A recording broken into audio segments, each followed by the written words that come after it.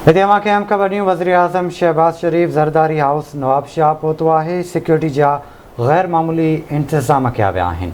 अवांखे अहम ख़बर ॾियूं पिया। वज़ीर आज़म शहबाज शरीफ जी अॻूणे सदर आसिफ अली ज़रदारी सां अमर ऐं बिलावल भुट्टो ज़रदारी सां ॾाॾीअ जे लाॾाणे ते ताज़ियत कई आहे। अहम ख़बर अवांखे ॾियूं पिया। वज़ीर आज़म शहबाज शरीफ ज़रदारी हाउस नवाबशाह पहुतो आहे। सिक्योरिटी जा गैर मामूली इंतज़ाम किया विया।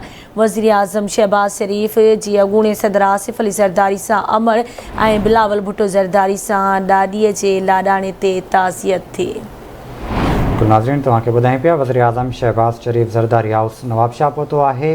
सिक्योरिटी जा गैर मामूली इंतज़ाम किया विया आहिनि। राब्तो कयो आहे नवाबशाह में सिकंदर भट्टी सां। सिकंदर ॿुधाइजो वज़ीर आज़म शहबाज शरीफ ज़रदारी हाउस नवाबशाह पहुतो आहे।